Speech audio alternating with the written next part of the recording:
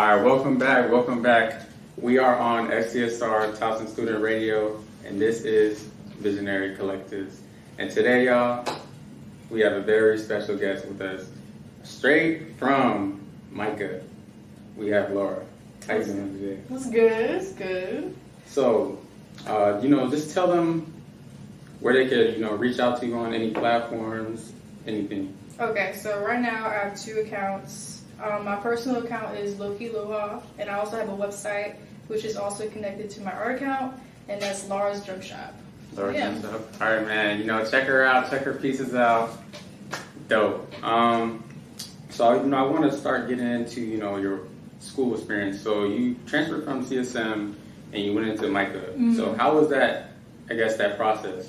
CSM was definitely like for the budget cut. Everybody wants to go to CSM or like a community college just so you can save money. And I feel like the first 2 years I was CSM, it was pretty good. I had time to go work. Mm-hmm. I think during that time I was working at Dunkin'. You were working at Dunkin'? Yeah, no. Dunkin' was good for the most part, but I definitely had to grow out of it for sure. Mm. So after that, after the 2 years, I ended up going to Micah. That's where I'm at right now. Definitely being a transfer student, especially my first semester, like a couple months ago, it took me about 3 months to get used to it. Yeah, for sure. But it's definitely a really good school. Definitely a blessing. You meet a lot of creatives. And that's like one of the biggest differences from like a community college and also from going to like an art school. You're just surrounded with all these creative people. And so is it like a 4-year school or is it? Yeah, it's a 4-year institution. 4-year institution. And so how's the people have changed, because, going from CSM, you're in Charles County, right? Mm-hmm. And then going to Micah, you're in Baltimore now. Mm-hmm. So how is this, especially in the city, because, you have Waldorf, Maryland, Baltimore. That's a big change. 100%. So is it different vibes or? I feel like the students that go there, definitely a culture shock to me. In terms of like growing up here, I was with a whole bunch of all of different races, minorities and stuff like that. Like us, I have a lot of Filipinos because I'm Filipino. But going to art school was such a, I don't know, is it like a, but I feel like it would be the same honestly because no, really? Not at all. That's one of the biggest differences that I've met at Micah. The people, you really need to choose your people because there's people that are really cool and then there's the people that are they feel like they're kind of weird or not weird but they feel like they're entitled, because I come from a family that don't really have that much money to begin with, and then going to college was a big stretch for me, Mm-hmm. I'm the oldest, I have 3 little brothers, I have to take care of them. I kind of I don't know, sacrificed a few things, so that's why I went to CSM, but at the same time, most of the people, my first batch that I met, they were just solid? They were solid, and then there's some where you're I kind of need to stay away from you, just how their mindset is, Okay. And so I know you're from North Point High School. Everybody know about North Point High School in Charles County, right? Mm-hmm. You graduated from the design program, right? Mm-hmm. So tell us a little bit, of an insight of what that world was. So I was in graphic communication. Definitely gave me an insight of working with companies because I ended up working with, for your school for a second. What? Yeah, I made up some posters for the plays you guys were in, and for the theater. For theater, and then I definitely learned a lot of insights because we do little challenges here and there that will help us grow into the graphic design business. Mm-hmm. And so, like I said before, I went to art school. I kind of dabbled into the whole entrepreneurship. So I would create logos for. I think I made one logo for the gym that I work at right now, Exert Fitness. So I helped out with shirts that, they need, all that stuff. And then I work with other self-made companies, I guess. So Canvas Fly by any chance? Yeah. I helped out with them in the previous, in the fresh start. So it's I love seeing. Shout out to Cam, he's a cool guy, and the stuff he's working out right now is so dope. Is that the guy with the bike, or is that the? It's the star. Have you seen Cam? It's You probably seen it. I know I've seen Cam Supply. Not the other Cam, like the right spike. It's a different Cam. Yeah. But I've heard that name. Yeah. So you did the artwork behind it, or we kind of like worked together in the beginning, like in the beginning stages, and then he kind of evolved it on his own design. I'm like, that's dope. You know, just seeing, I don't know, just helping like smaller businesses start and then watching them grow is just super nice. You know. And that's the only person you've done, or is it multiple? I've worked with a lot. Oh, so you really you the superhero behind it? Like everybody. Yeah. Dang. So do they give you your credit? And like, what is it? Is credit due, honestly?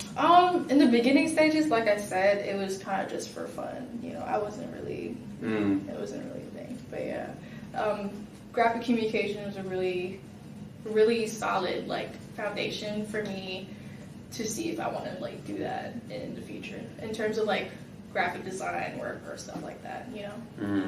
Okay, and you're from the Philippines, correct? And so did you take away anything from the Philippines, coming in the art form and coming into the U.S.? One thing I would say, so I moved to America when I was 5, so right. I didn't grab anything from the Philippines. And I was kind of sad about that, especially coming into MICA. I feel like everybody had like a set thing, what they wanted, show out to the world, like a message or anything like that. And I was just like, dang, I'm just here to do art. Everybody has like a background to them. So when I was at MICA, I'm MICA right now, that made me realize like I should probably tap back into my roots. Yeah. And so tapping back into your roots, are there any like artists over there right now that's like influential? I don't know. Oh. Yeah. So is there any influential artists, I would say, in the U.S. that you like look up to? Well, especially when you was first starting out, like, I like, their art. I like. Definitely a lot of these college artists. Her name is Monica Gaikwu. She also went to MICA. She's very inspirational. Funny story, actually. One of the officers I met from MICA, I was having like a rough time. I was like, is art school really for me? You know what they say about like artists, like you're not gonna make money. Art is gonna starve and all that stuff. But he gave me a talk about this one student that he will talk to every single day, and that one final push that he had a conversation with her after that, like that made her change a lot of things. Like I think she was, I forgot, but she was definitely. On like a whole bunch of like news articles. I think she won like the National Art Award or something like that, but for oil painting. She's definitely one of my inspirations because I'm like a portrait painter. I love to do portraits and all that stuff. Another person that I look up to is probably Basquiat. You can't go wrong with Basquiat.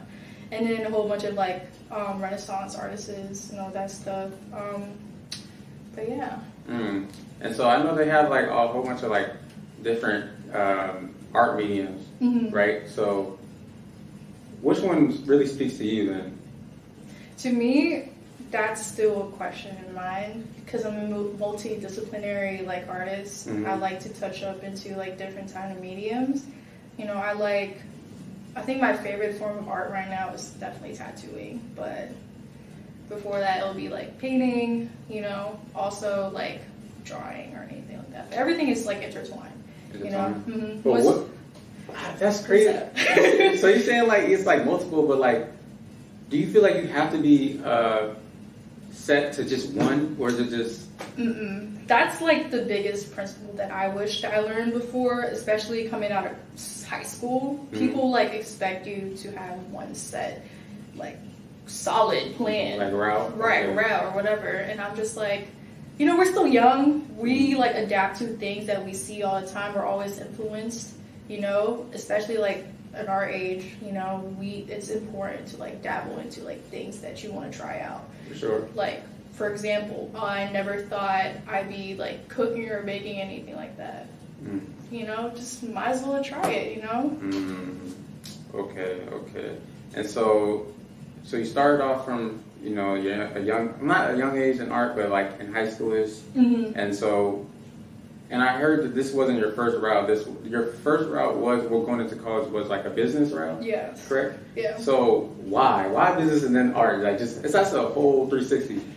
Business. I chose business because it was just, I don't know. I feel like that was like a safe ground for me. I'm like, I do want to become like a business owner one day because I don't like being working under people, right? Because the holes and all that stuff, and I also want to make a difference in terms of like once I do own a business, I want like all my clients to be fair and just like a better structure than the ones I've witnessed, and little did I know like the business aspect of me learning like in college, in community college, it would later like play out in the future, like where I'm at right now.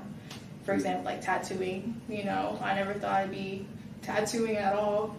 So I feel like that little things that you do back then might not seem like it matters during that time, but it also like plays out in the future for you. So, okay. Yeah. And so you talk a lot about, having your own, and there's a lot of holes in the, business world. Mm-hmm. But I mean, I kind of struggle with that too. Like I've seen the holes, like I've seen, how people react in the business, especially at school. Like I'm going to like different conferences. I'm being in different rooms. I'm just seeing different rooms. Mm-hmm. So I would say, how do you get out of that? How do you get away from, the social norm is like, go to college, go to school, go work a 9 to 5 and you're dead. Mm-hmm. Instead of that, you know what I'm saying?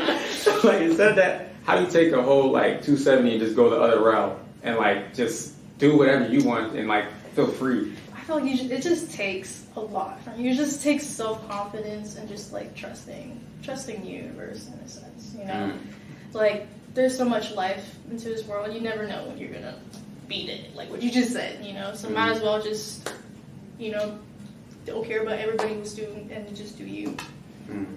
But like everybody don't know how to be just you. Like I'm saying, you found yourself, but everybody else don't know how to do that. Like I mean, people are struggling, mentally. Like they don't know where to start. So like, what would be a starting point that you found that would help others? I feel like I kind of like, I don't know. That's a tough question. No, I really feel like one, like believing in yourself and like looking up to. I feel like looking up to people is one big thing, Like, for example, one of the people I painted for my finals, this photo I sent you was like Manny Pacquiao. He was from ground zero. He was like one of the poorest men in the Philippines. Like, actually? Huh? Actually? Yes. Like, back then when he was younger, before he started boxing. And I'm pretty sure his mom wasn't even able to like feed him like actual food. I remember like this one interview or like this one biography he like wrote or something, like he would just eat bananas and rice, and he like worked his butt off to get to the point where he's at right now. So actually, I wanted to talk about that photo as well. So that Manny Pacquiao photo had him, in front of I guess it was like a crowd behind him, right? Yeah. And he was holding like was it a heavy world or it was a lightweight world? I don't know. I think he's lightweight. Yeah. So he was holding that in the picture, correct? And was he on top of someone? Yeah, he was on top of his trainer. Okay, so why that picture? Like, tell me the emotions that went behind all of that. And actually show them that picture too on the live. Show them that picture so they know what we're talking about. But yeah, I chose Manny Pacquiao because Manny Pacquiao is just such a hero to like Filipinos. Like, if you think about like Filipino pride, you think about Manny Pacquiao. So it's this picture right here. You might have to get closer for that one. This one right here. Yeah. I think it was just like so prideful to be a Filipino when he like stood up there, because one thing about the Philippines, they take pride. Okay. They take huge pride of like another thing from the Philippines is like what is that thing called? Like the pageants and stuff like that, Miss Universe or something. Yeah. We take pride for that, and because you don't really hear much from a small country like the Philippines, For sure. But yeah, like I chose that picture because my whole theme for my finals at art school at MICA was from like starting from the bottom to the top, you know. Mm-hmm. It was called For the Love, and all of them was based off like my experience and where I want to get into, you know. Mm-hmm. So the Manny Pacquiao one, like I said, he started off from the bottom. You know, he didn't have no money. His mom didn't have no money. They couldn't really provide anything, but he had a dream, and his dream was to become a professional boxer, even though he didn't have any money or anything like that. So that was very inspiring, because when I came here, I really hadn't, I thought I had no purpose, you know? When you come here, like, I don't know, when I first came here, I was just like, especially graduating high school, and I'm just like, oh gosh, like, what is there to do? Like, you know, I want to be an Air Force pilot, but is that really what my heart is like leaning towards, you know? And then, like I said, I started out with business. And then one semester in like CSM, I was like, let me just take an art class and see how it is. And that just started off. I was like, maybe I could do something about it, you know? Like, even though people are going to be like, oh yeah, like, don't do this, you're not going to make money out of it, or like, that's not going to work out. I really feel like your own pride and like your own like self-confidence will take you everywhere, anywhere you want to go to. And so all your pieces of art, especially with painting, they all have a story behind each and single one of them. And so are you, because I know like many of the great artists like Basquiat, I think he didn't suffer from an illness, but like he was, you know, he had his stuff, you know, he was going through a lot. I think he was Haitian, and so, you know, he started from the bottom too, because they... Yeah, the fact that he was adopted too, yeah. But looking at some of his art, and then looking at some of your art, do you think, because they're kind of in like different realms. They do, yeah. Would you say there's like a dark side and there's a light side to art, or is just like nothing, like there's no like comparing or just labeling your artwork? Yeah, I feel like it just, because like you said, once you, my paintings, for example, I kind of just, sometimes I don't like trying to write out like the story behind it. People just look at it and then from their point of perspective, get their own feelings out of it. You know what I'm saying?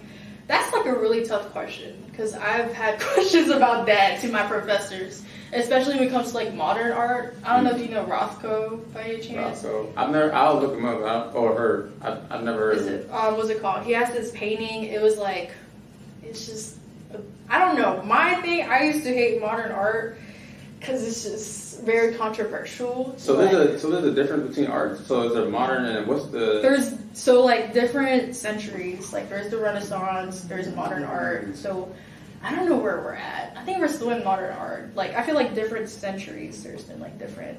Okay. Yeah, but Rothko, the one thing that's super controversial about his art is like it's just like how he. When you look at it, you understand. It's just like a slather of like paint, and people appreciate it. I know what you're talking about. Yeah. I know what you're talking about. So you know how like the people put their whole like body into the painting, that it's like. Yeah, and people pay so much money for that. But I don't like. People, you don't understand either. I wonder, because I'm not an artist, so I wouldn't understand your art. That's your art. Yeah. But, however, some people, like a lay person, would see it as just, it's not even, I would say it's like a slob or whatever, but someone just sees it as like you just throwing paint up there. But like, what does it really mean to that artist when they're doing that certain work? Yeah, so when I had that question to my teacher, he kind of slapped me in the face, because it made me understand. I was like, it's really how, like you said, how the artist, you know, layers it, and like all the hard work, like it's just like the technicality of the paint, you know. And I actually got to see it in person recently at the Modern Art Museum in DC, and I looked at it and I was just like, I get why people are like fascinated with this now. You just learn how to appreciate art through that, you know.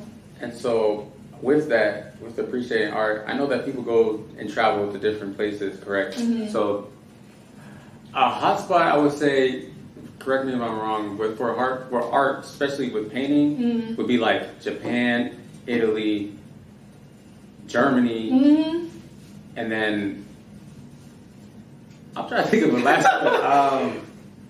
I don't know. That's just Europe in general. Like Italy is definitely like a hot spot, because that's where like like I said, all the Renaissance, like all the architecture, all like the godly, you know, I'm talking about like those crazy paintings, they're all birthed there, basically, you know. And so would you want to travel to those places and go visit and I guess be like a pupil? I don't know. For sure. That's one of my plans after college. Hopefully when I like save up for grad school, I definitely want to go to Italy and like in Florence specifically. Why Florence? That's where everything was made. I'm so that's where everything Florence. Florence, Italy. I've heard about Florence, but like nobody really explained like so why Florence though? Like I know you say the artist, correct? Mm-hmm. But like is there different like people there that would help you out or like, you know, let you crash at their place or just because I feel like the artist world is way different than like. Because so I'm under an apprenticeship right now, and my mentor, he's the one who kind of pushed me. He's originally from Italy, Sicily, Italy. Okay. So he basically grew up in the area. Italian. So, yeah, but he literally knows like I don't say the hotspot and stuff like that. But he was also a MICA alumni, and when he was telling me his work and how MICA was for him, he was just like, yeah, you know, to be truthfully honest with you, I didn't learn anything. I was like, dang, all the money I spent. But he was just like, from the course, the crash course he was in, and going back to Florence, I think he was there for like 8 weeks, and he learned so much more from Italy than compared to going to art school with MICA. So I feel like just how they handle art in different like countries just makes the teaching like a lot different. You know what I'm saying? Okay, so I actually found that funny because I was in Germany and I seen a little kid. He was just drawing on like one of the, you know, the little brick walls that we have in like, yeah. Just drawing. I'm standing behind. I'm like, dang, what is this? Like I was like, but here's the thing. That's the culture there, though. That's what they do. That's what I'm saying. That's what they do. Like they love art. They embrace art. Yeah. But USA, I don't think we do that here. I feel like it's like business. You gotta do this. You gotta be suit and tie. Yes, I feel like it's the atmosphere too. One thing I notice every time I go back home in the Philippines, like I love the US now. I actually do want to stay here. But every time I go back home in the Philippines, it's just like sunshine. And then the second you step into the New York airport, it's just so, I don't know. Everybody here feels, even my parents say the same thing. Like they wish it can go back in the Philippines because how laid back it is there. And then, So would you say that art is changing here then? Because I feel like there's a wave or a new era now of artists. Like there's artists everywhere in any different form. Like whether that's music, whether that's theater, whether that's painting, whether that's tattooing. I feel like for sure with power of social media, it's getting, I don't know, people are more accepting about art. And I feel like without social media, nobody would be influenced or anything like that, you know? And so, also with that, like color schemes, so do you choose your own colors or like do you have a reason why you choose certain colors when you're... Fun fact though, colors can affect your emotional, like how you view a piece. You know how like blue is tied in with sadness, red tied with anger, or like sometimes yellow with joy. We're talking about inside out. Okay. But no, for real, like it really depends on the piece. Sometimes it's just based off how I like it, but sometimes it translates to like say sporadically I want to use like blue or some greens or something like that. And when I'm just painting out of my head. That's also another thing. Like it's better to just naturally and freely do things that you want to do versus being structured. Because I feel like if you're very structured, you're kind of like in this box and you can't express yourself really. You know? Oh my god, that's I never even thought about that. Like, what you know what I'm saying? Like, if you're so structured, you're kind of just like stuck, and I don't know. You just don't feel as free as you can be. You know. So, when you mean structure, you mean like as in like a routine, or just like I feel like in your head? I feel like this is one thing I learned recently too. Being in such a tight routine, it kind of messes with your head a lot. You sometimes have to be like how do I say feminine? It's like the femininity and then masculinity, because masculinity ties in with being structured all the time. You gotta sometimes like let yourself go and like have fun a little bit. Yeah. I want to talk about that too. So, would you say there's a gender role with color, or because I feel not gender role, but like, could you say it's with feminism? Feminine.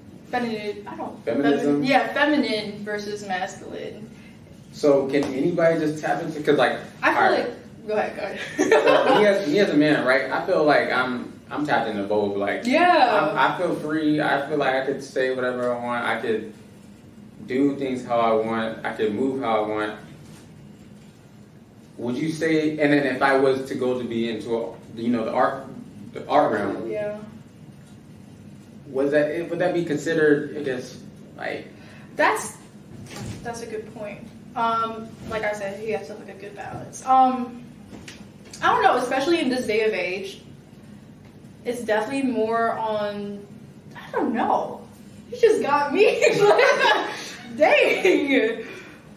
I don't know either. Because I feel like people should be able to, express themselves however they feel. Want to, right. But I feel like, again, it's a box and a label. Like, me as a man, I go be an artist, they be like, oh man, you need to go. No, it's like more important. I'm very like, I don't know, I can be very structured. And one thing I did notice, like, I need to tap in more into like my feminine side, because I just recently like read this somewhere too. Like, being feminine doesn't just mean that you're gay or all that stuff. It just means you're like moving freely, like with nature, and like just flowing wherever you want to be. That sounds dope though. Yeah. I like that. Yeah, and versus being masculine, you're just like super structured. You gotta be, you gotta do this, that, and that, like at this period of time. You get so hard on yourself when you don't hit those times. You know what I'm saying? So like, I don't know. You just have to have a good like balance. For sure. Yeah.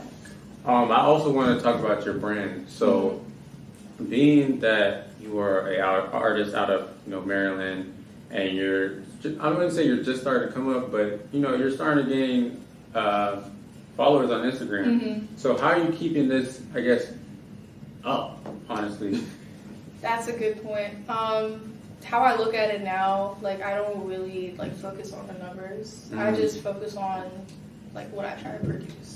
Okay, so like the quality over quantity.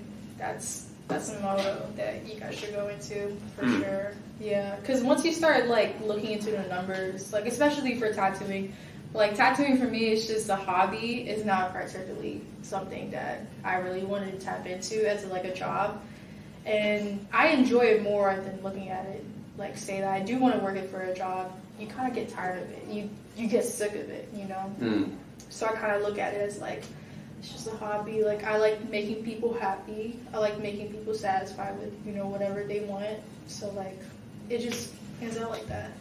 And that's why I feel like some people are like super miserable with their 9 to 5. Like, they didn't really choose to do it because they're just, they're doing it for the money. Like, you're just looking for paycheck to paycheck rather than dreaming your life. On the second note, off that, so starting about like branding yourself, I didn't even tell you this. So beforehand, before even knowing you at all, I've seen your work on like you were doing a lot of graduation caps. Correct? Yeah, I've seen it, but I mean I wasn't gonna say nothing until the episode started. But back then I was seeing your work. I was seeing you was putting out like, hey, I'm doing graduation caps. My year I graduated, I was seeing a whole bunch of people, posting their graduation caps. I think you did one of them.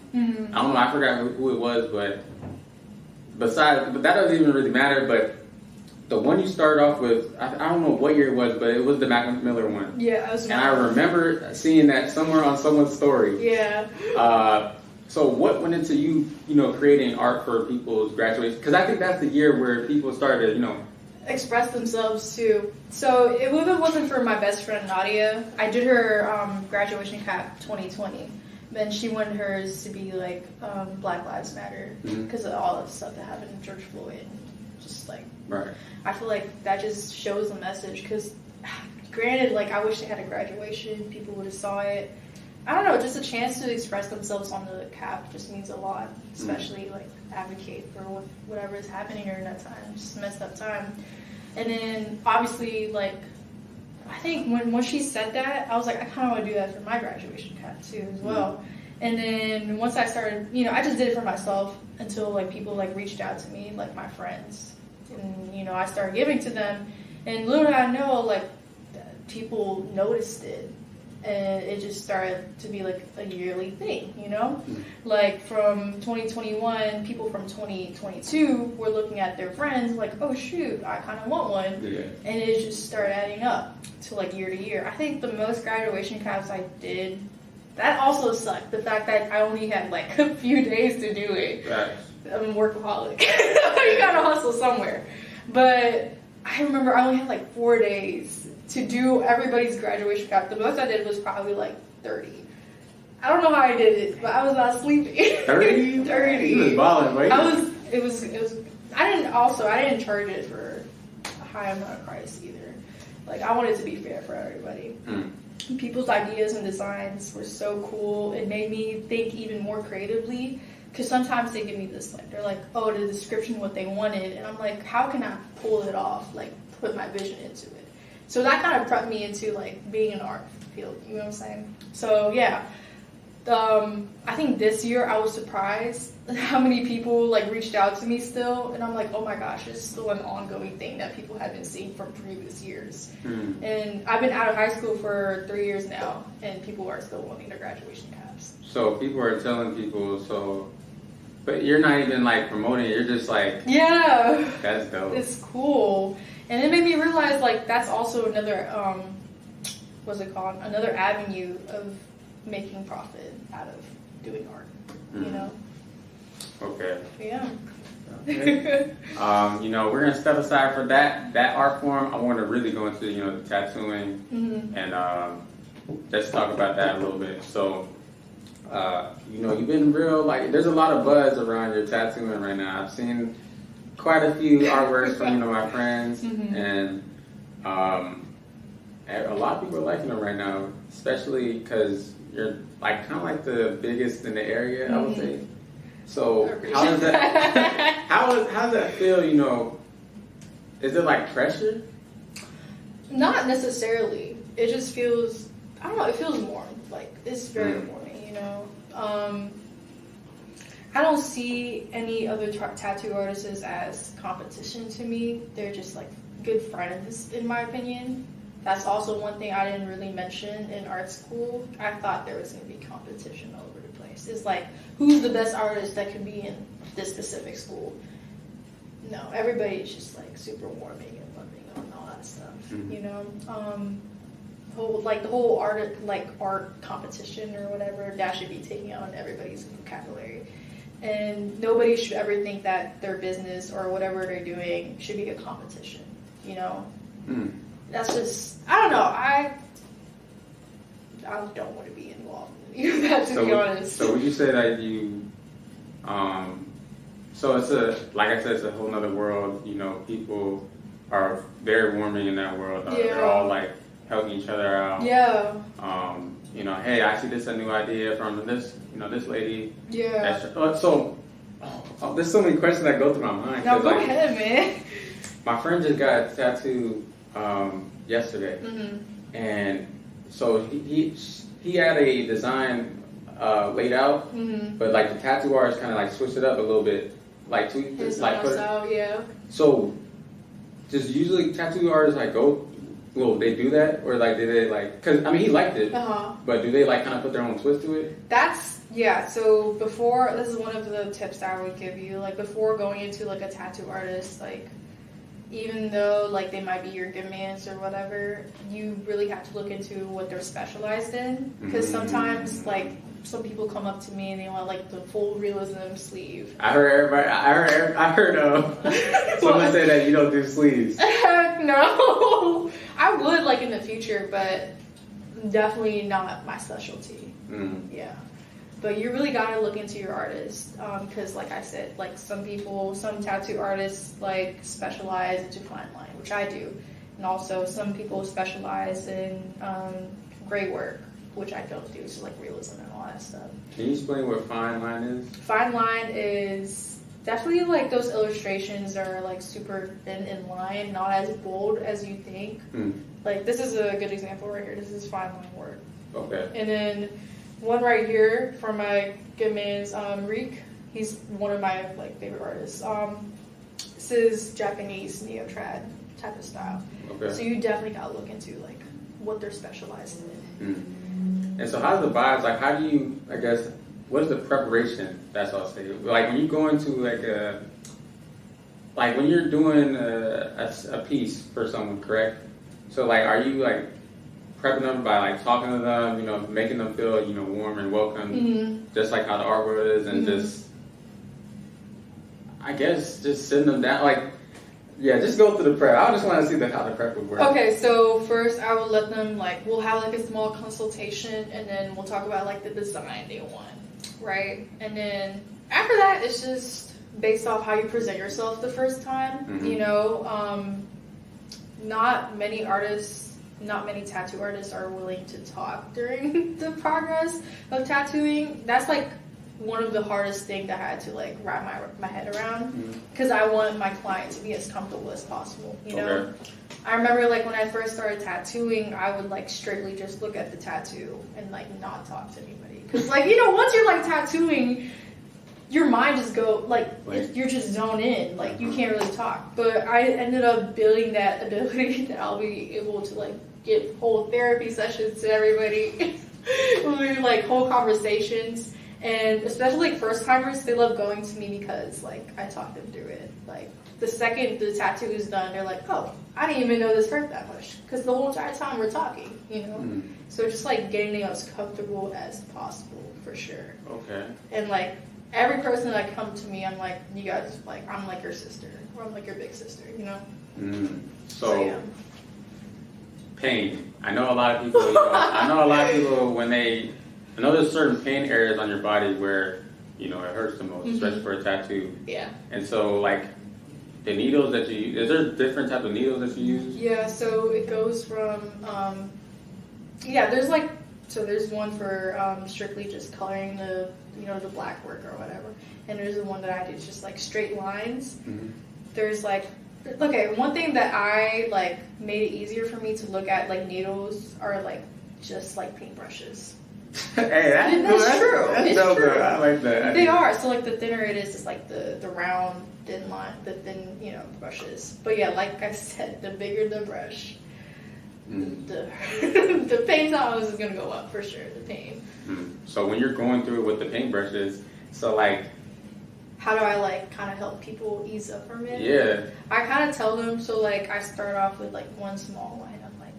So it's not bad, right? And then they laugh through it, and then we just go on. And they forget about it, you know? So, yeah.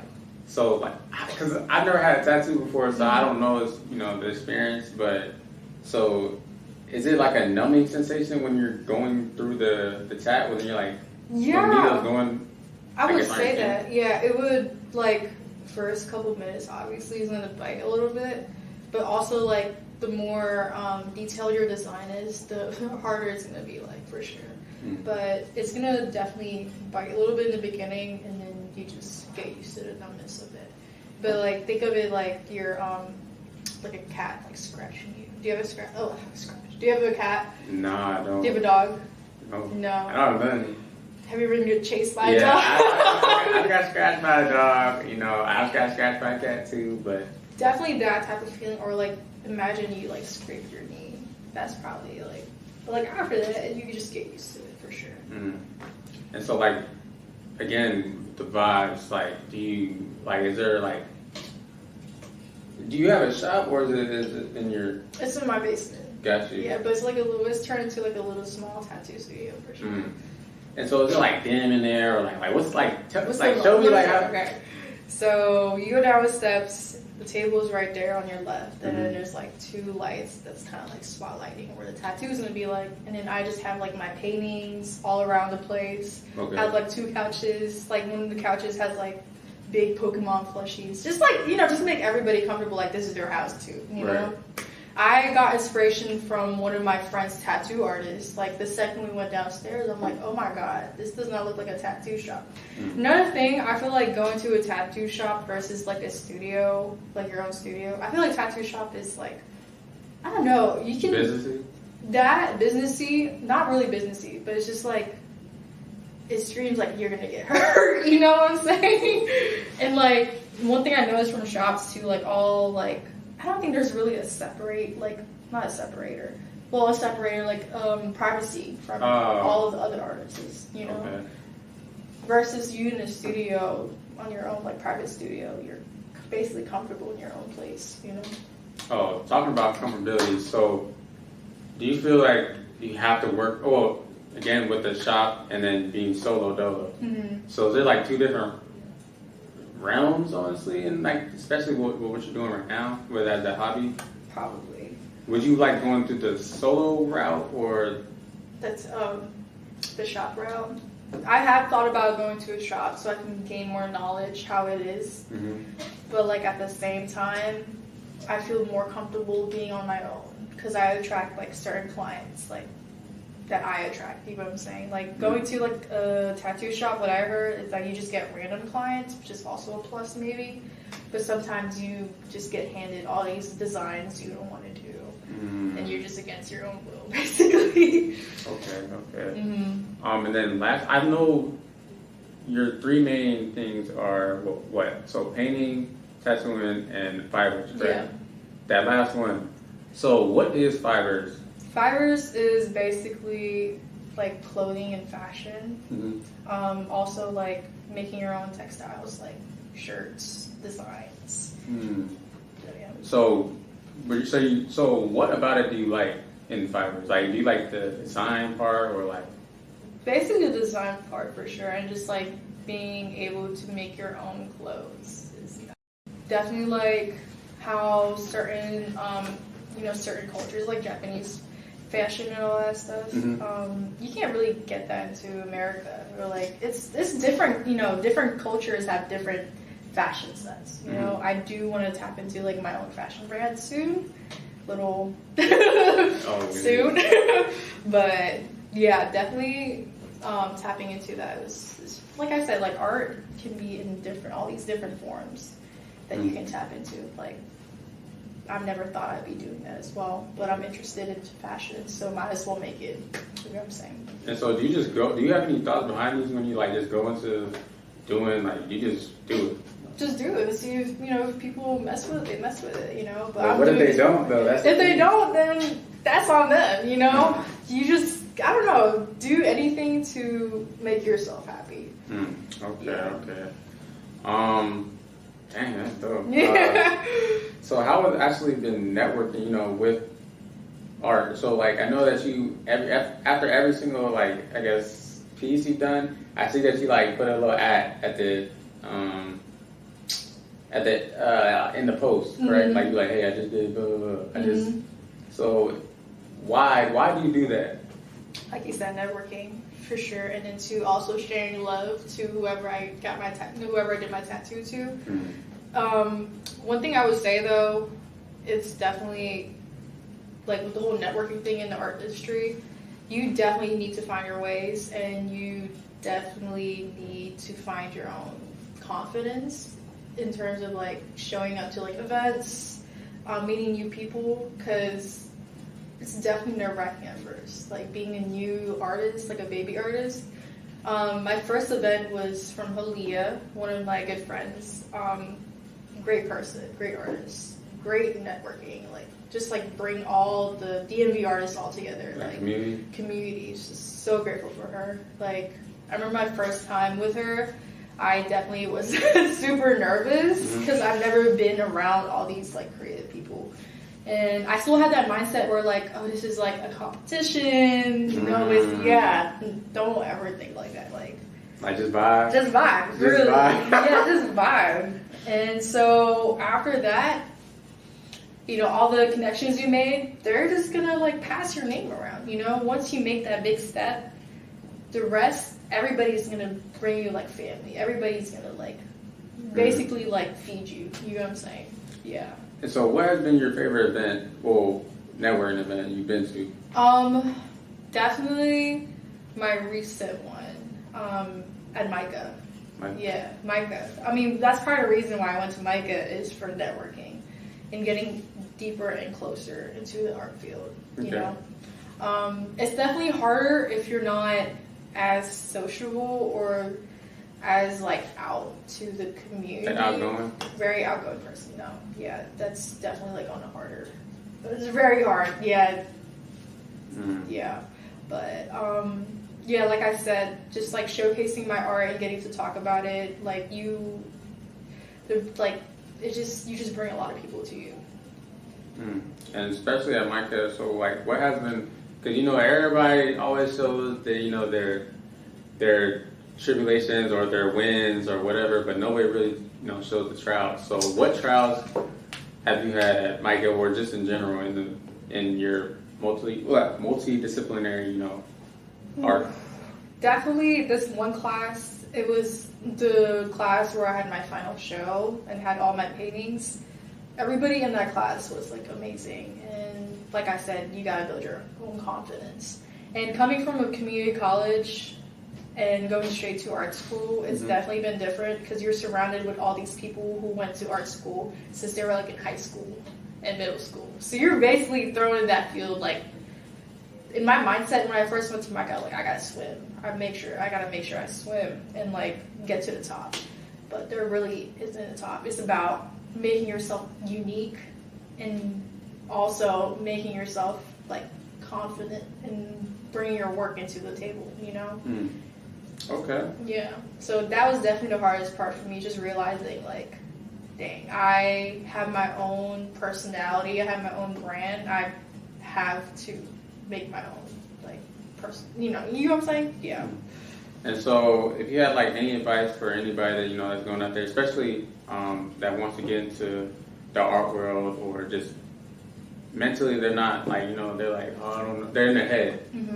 What would you know, be your advice to them? Definitely be open to all art forms.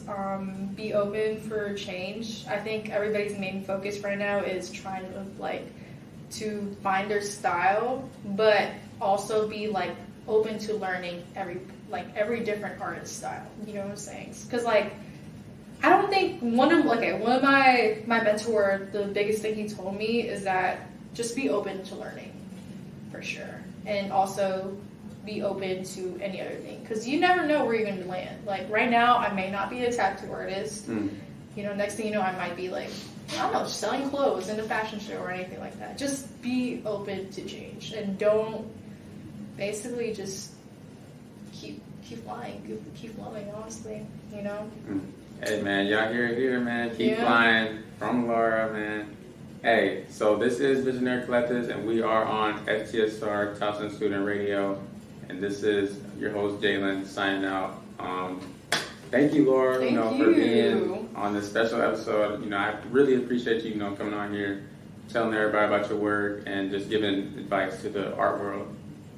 And yeah, man, thank you all. Thank you, the Visionaries, and we'll see you soon. Thank you.